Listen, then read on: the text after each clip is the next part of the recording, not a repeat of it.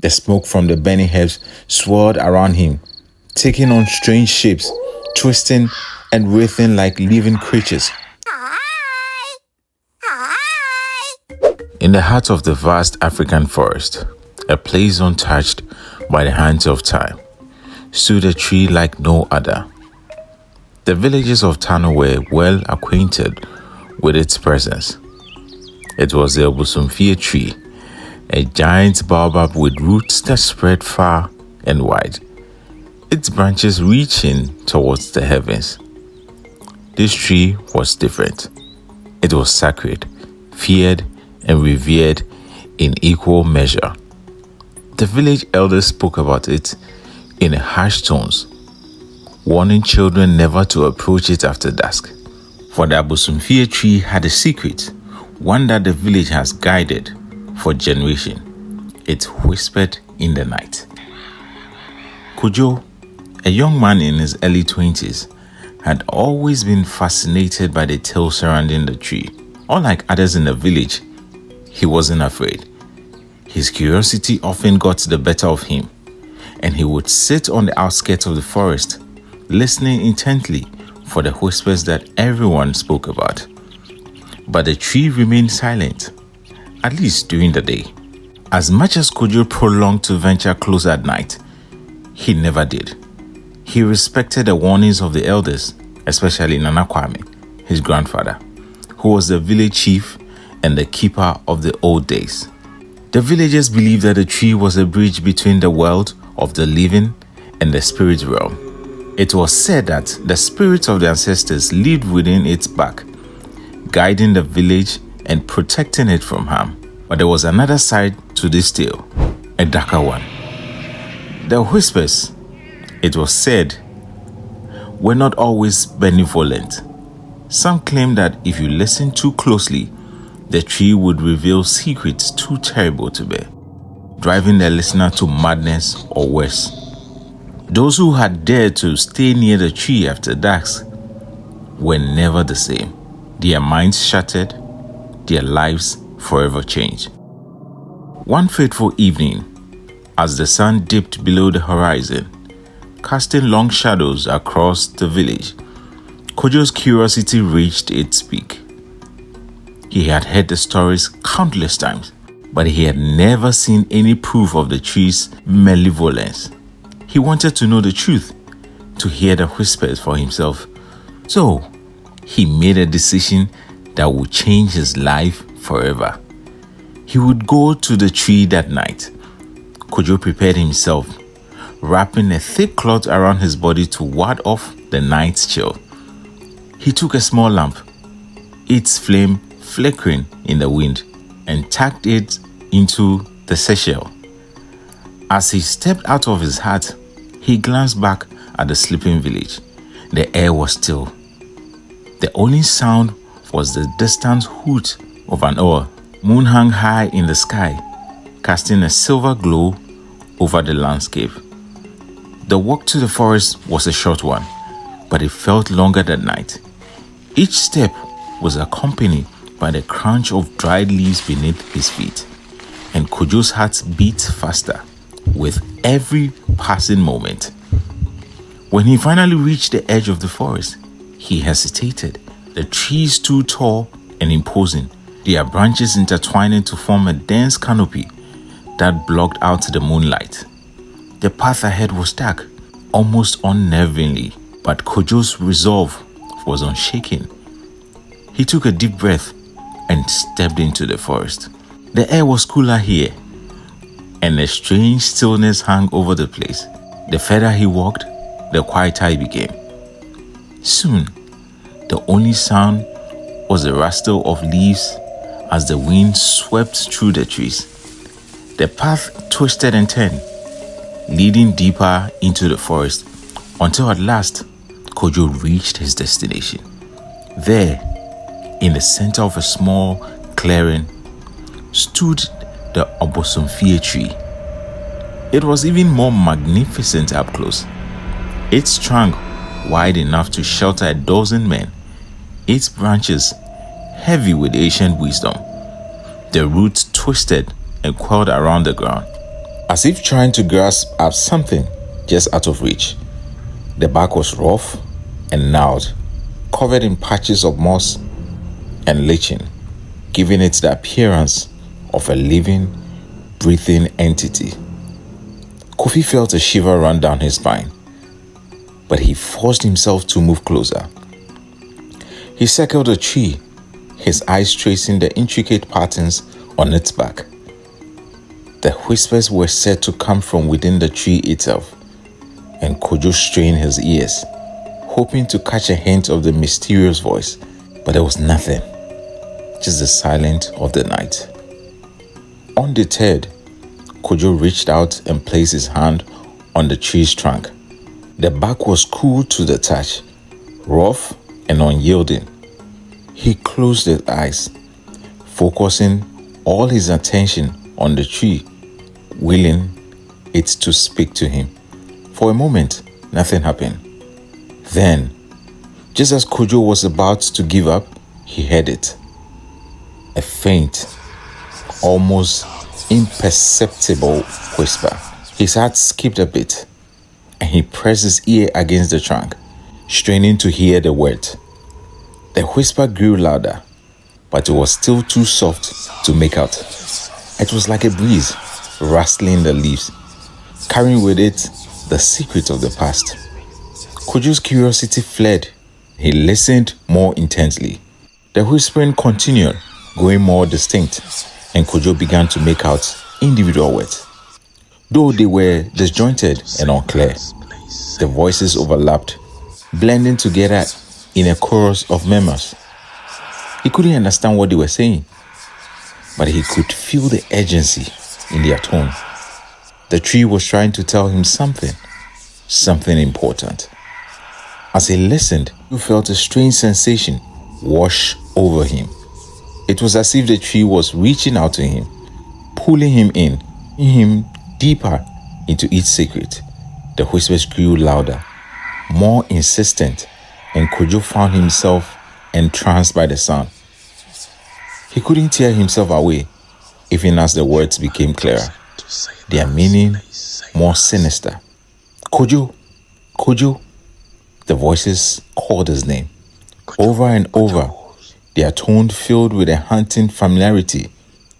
Kojo's heart raced. How did the tree know his name? What was it trying to tell him? He needed to understand, needed to know the truth. But as the voices grew louder, they also became more distorted, more menacing. The whispers turned into cries, then to screams, filling Kojo's mind with cacophony of sound.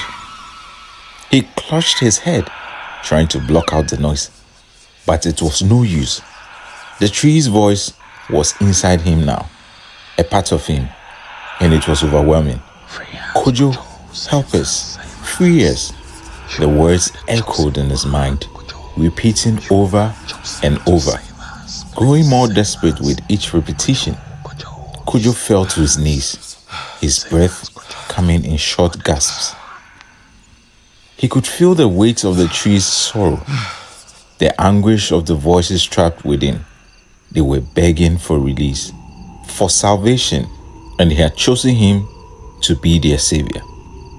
Kojo didn't understand. How could he help them? What could he do? The tree's whispers offered no answers, only more questions, more confusion.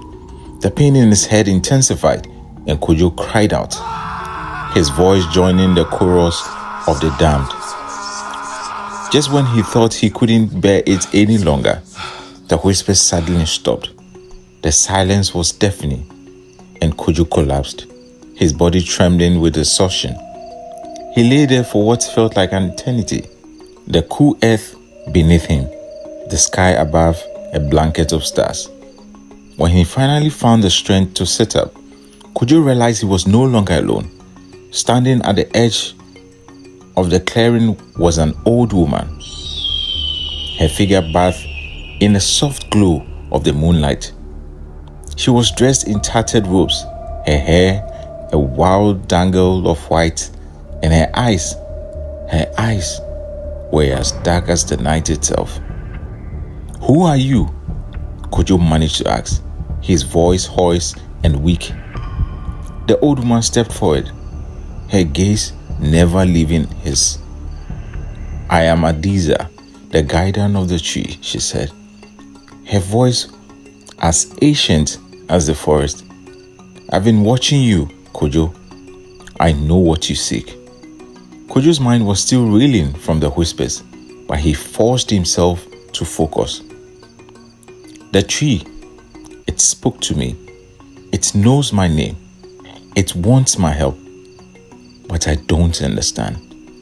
What does it want?" Adiza sighed, a sound filled with sorrow.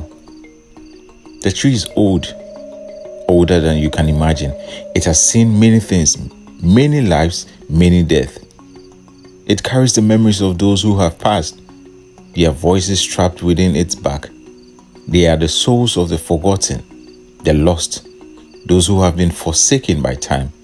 They seek release, but they cannot find it on their own." Kojo struggled to comprehend what she was saying. "Why me? Why did you choose me?" "Because you're different, Kojo. You have always been different. The tree sees in you a kindred spirit, someone who can hear its call, who can understand its pain. You have the power to help them, to free them from their torment. But it's not a task to be taken lightly. The path you choose will shape your destiny and the destiny of the village." Kojo's head was spinning. He didn't want this responsibility. Didn't want to be one to carry the burden of the tree sorrow. But he knew he couldn't turn back now. This far, and he couldn't leave without knowing the truth. "What do I have to do?" he asked, his voice trembling with fear and uncertainty.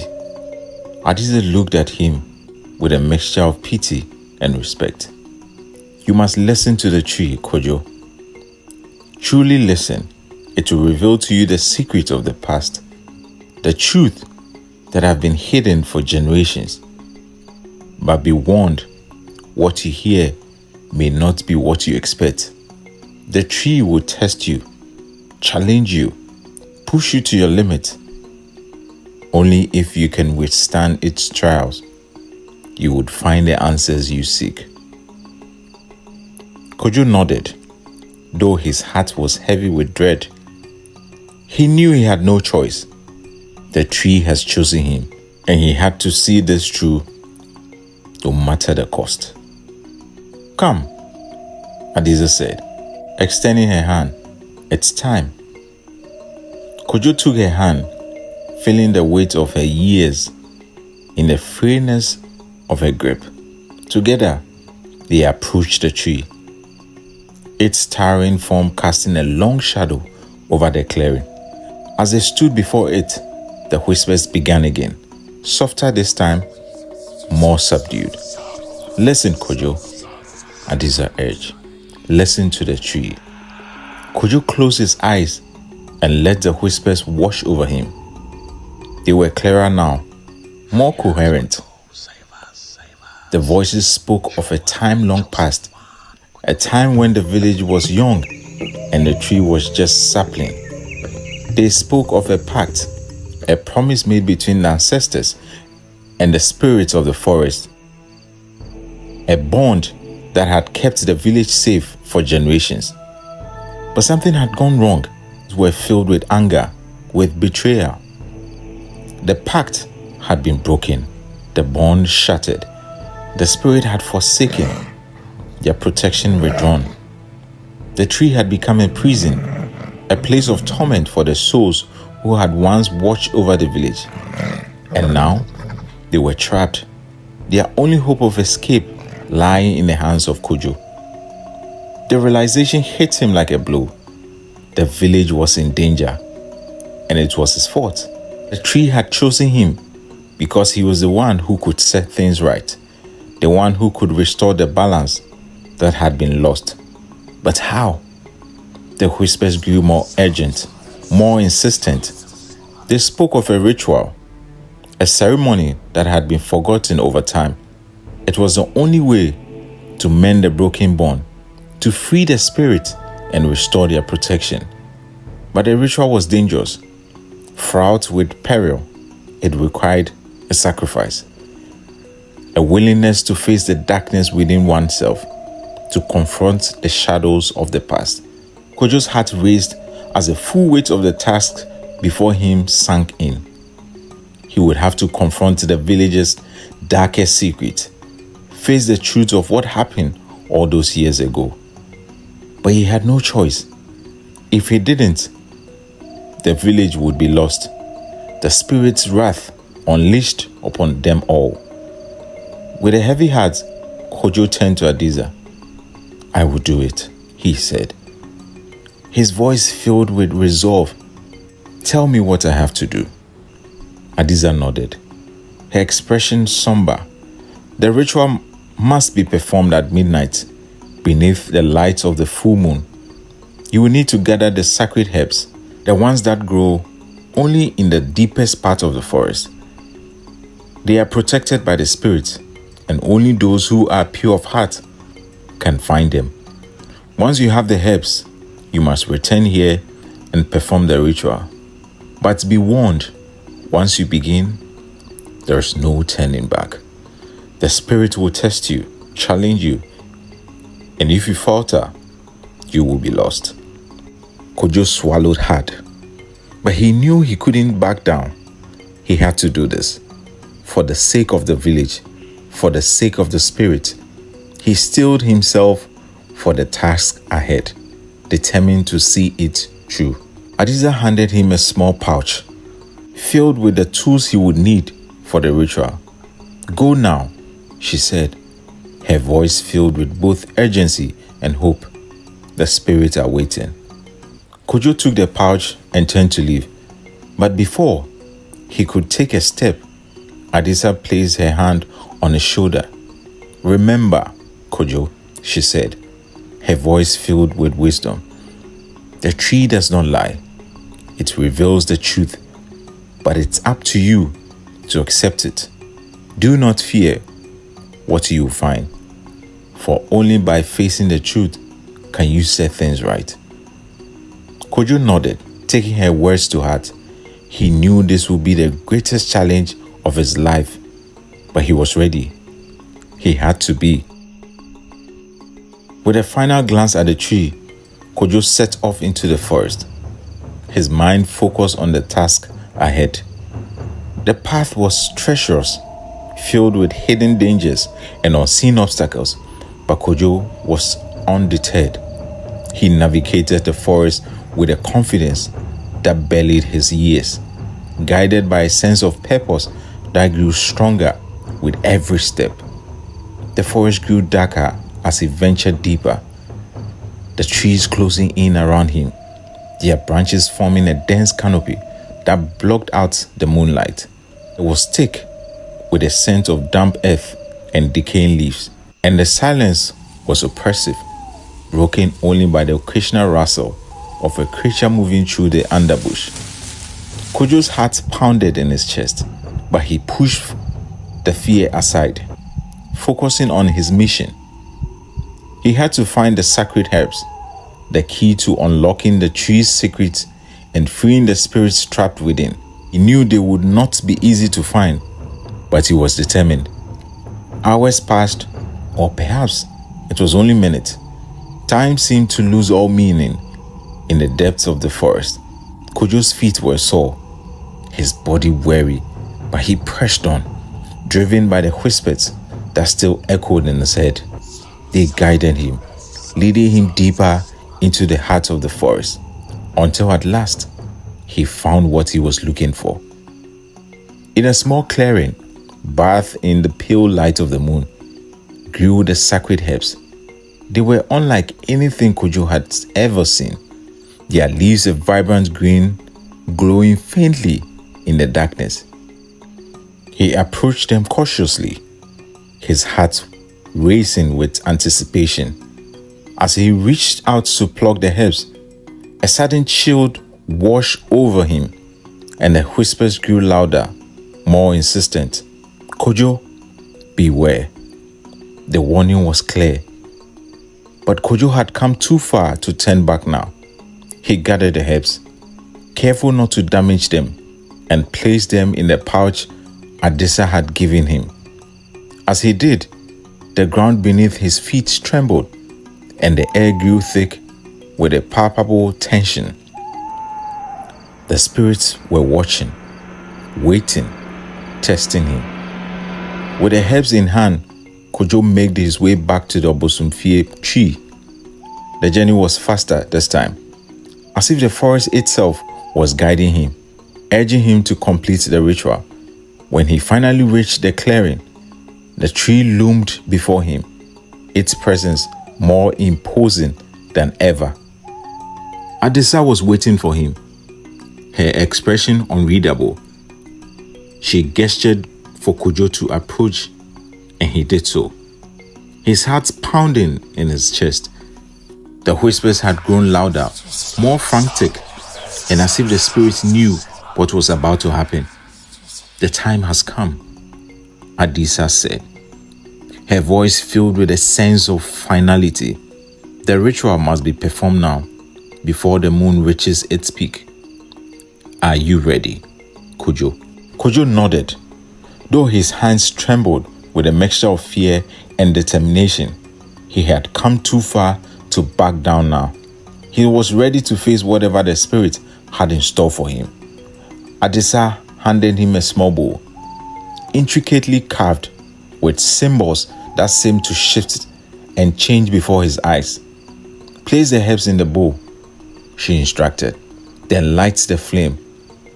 Kojo did as he was told, his movements careful and deliberate. As he placed the herbs in the bowl, he felt a surge of energy, as if the spirits themselves were guiding his actions. He lit the flame, and the herbs began to burn, releasing a thick, fragrant smoke that filled the air. "Now, speak the words of the ancestors," Adisa said, her voice taking on a rhythmic cadence. "Call upon the spirit, summon their power, and offer the sacrifice."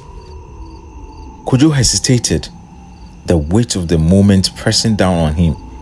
He knew what he had to do, but the fear of the unknown, of what the spirit would demand, gnawed at him. But there was no turning back now. He had made his choice.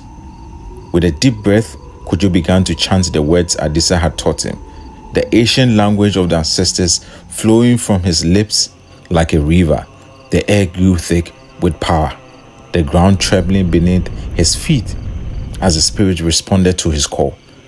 The whispers grew louder, more frenzied, and as if the spirits were desperate to be heard. The smoke from the burning herbs swirled around him, taking on strange shapes, twisting and writhing like living creatures. Kojo could feel the presence of the spirits all around him, their eyes upon him, their voices in his head. "Kojo, Kojo," they called, their tone a mix of desperation and anger. "Why do you seek us? Why do you disturb our rest?" Kojo continued to chant, his voice growing stronger, more confident. He knew he was walking a dangerous path, but he had no choice. The village depended on him. The spirits' voices grew louder, more insistent. They demanded answers, demanded to know why he had come, but Kojo remained focused, his mind clear, his purpose unwavering. And then, suddenly, the voices fell silent. The smoke cleared, revealing the Abosomfie tree standing tall and imposing before him. The whispers were gone, replaced by an eerie stillness that sent a chill down Kojo's spine. The ritual was complete, but the test was far from over. Adisa stepped forward, her eyes filled with a mix of pride and sorrow. "You have done well, Kojo," she said, her voice soft and gentle. "But the hardest part is yet to come. The spirits have accepted the offering, but they demand more. They demand the truth." Kojo felt a knot form in his stomach. "What do you mean? What truth?" Adisa gazed with piercing, her expression grave. The truth of what happened all those years ago, the truth that has been buried, forgotten, hidden away. The spirit demands that you confront it, that you face the past and make amends for the wrongs that were done. Kojo's heart pounded in his chest. He had always known there was something more to the village history, something dark and terrible that had been kept from him. But he had never imagined it would be this. What? What happened? He asked, his voice barely a whisper. Adisa's sighed, her shoulders slumping with the weight of the burden she carried. It is not my place to tell you. The spirit will reveal the truth, but only if you're willing to listen. Only if you're willing to face it, no matter how painful it may be. Kojo felt a lump in his throat, but he knew he had no choice. He had to know. He had to understand what had brought the village to this point. He had to confront the truth, no matter how terrible it might be. With a heavy heart, Kojo approached the Bosumfie tree once more. The whispers had returned, softer now, more mournful. He placed his hand on the tree trunk, feeling the cool, rough bark beneath his fingers. Show me, he whispered, his voice trembling with fear and anticipation. Show me the truth. The tree responded immediately, its whispers growing louder, more insistent. The world around Kojo seemed to blur and fade, the forest melting away until he was standing in a different place, a different time. He was no longer in the forest, but in the village. Though it was not the village he knew, the huts were different, older, more primitive. The people were dressed in simple garments, their faces lined with worry and fear. There was a sense of unease in the air, a tension that hung over everything like a dark cloud. Kojo watched as the villagers gathered in the center of the village, their faces grim. At the front of the crowd stood a man who looked eerily familiar, though Kojo couldn't place him. He was tall and imposing, his eyes filled with a cold, calculating intelligence. The man raised his hand, and the crowd fell silent. The spirits demand a sacrifice, he said, his voice carrying over the crowd like a thunderclap. They have protected us for generations, but now they ask for something in return. We must honor their wishes or face their wrath. The village murmured among themselves.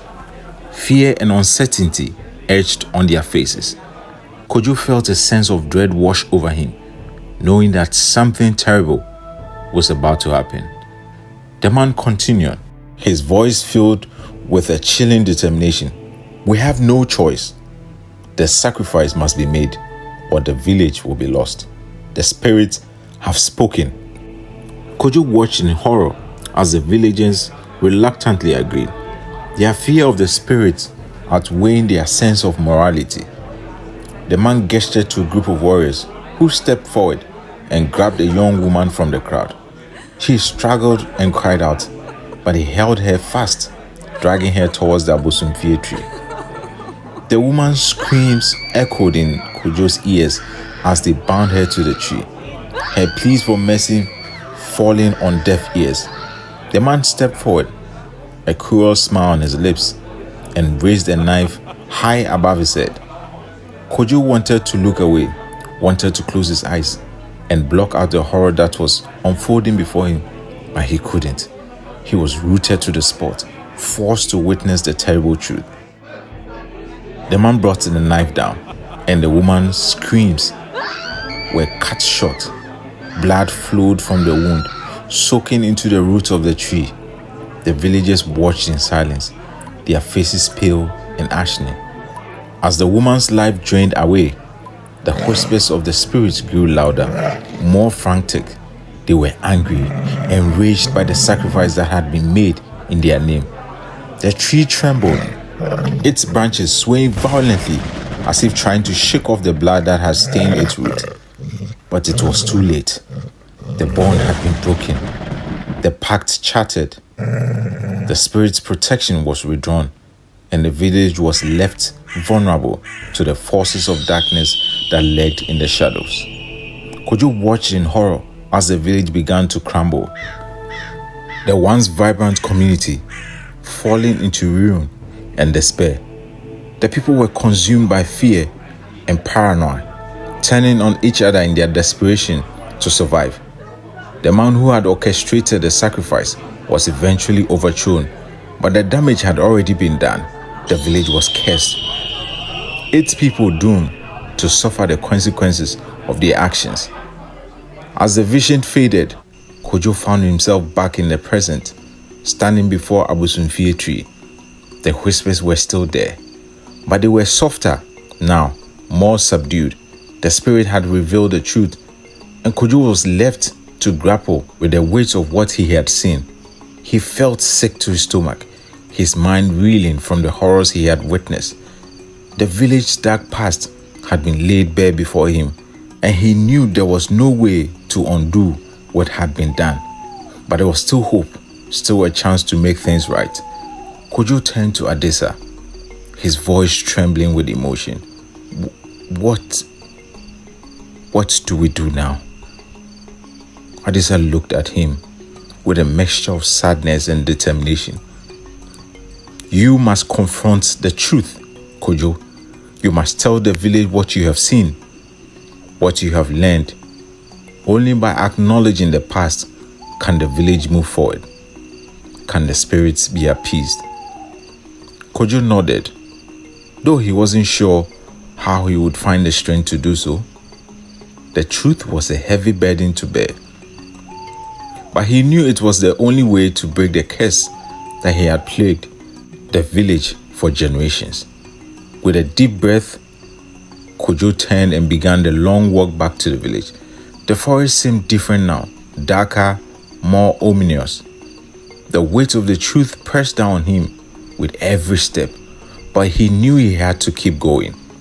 When he finally reached the village, the sun was just beginning to rise, casting a soft golden light over the huts and fields. The villagers were already stirring, going about their daily routines, unaware of the storm that was about to descend upon them. Kojo took a deep breath and stepped into the village square, his heart pounding in his chest. The whispers of the spirit were still with him, urging him forward, giving him the strength he needed to face what was to come. He called out to the villagers, his voice carrying over the square. Slowly, they gathered around him, their faces filled with curiosity and concern. Nana Kwame, who was among them, his eyes filled with a mixture of pride and worry as he looked at his grandson. Kojo took a deep breath and began to speak. His voice steady and clear, he told them everything. The whispers of the tree, the vision of the past, the truth, what had happened all those years ago. He spoke of the sacrifice, the betrayal, the broken bond that had left the village cursed and vulnerable. The villagers listened in stunned silence, their faces paled with shock and disbelief. Some wept openly, while others clenched their fists in anger and frustration. But Kojo didn't stop, didn't falter. He knew he had to tell the whole truth, no matter how painful it might be. When he finished, the square was silent, the weight of his words hanging heavy in the air. The villagers looked to Nana Kwame, their eyes filled with questions, with fear, with a desperate need for guidance. Nana Kwame stepped forward, his face lined with sorrow. Kojo speaks the truth, he said, his voice heavy with the burden of his own guilt. The past cannot be changed, but we can learn from it. We can make amends, we can seek forgiveness, we can break the curse that has plagued us for so long. The villagers murmured among themselves, their fears slowly giving away to the sense of resolve. They knew what they had to do, what needed to be done to heal the wounds of the past and protect the future. Kojo felt a sense of relief wash over him as he watched the villagers come together, united their determination to make things right. The spirit had tested him, challenged him, but he had faced the truth and come out stronger for it. The Obosomfie tree stood tall and imposing on the edge of the forest. Its whispers, a constant reminder of the past, but now Kojo knew it was also a symbol of hope, of redemption, of the power of truth to even heal the deepest wounds. As the sun rose higher in the sky, casting its warm light over the village, Kojo knew that the journey was far from over. There was still much to be done, still many challenges to face, but he was ready. And he knew that with the support of his village and the guidance of the spirit, he could overcome anything. The tree that whispered in the night would continue to whisper, but now its whispers would be a source of strength, of wisdom, of hope for the future, and Kojo would be there to listen, to learn, and to guide his village into a new dawn, where the shadows of the past could finally be laid to rest. I hope you enjoyed The Tree That Whispers at Night. Please don't forget to subscribe, like, comment, and share. Thank you very much.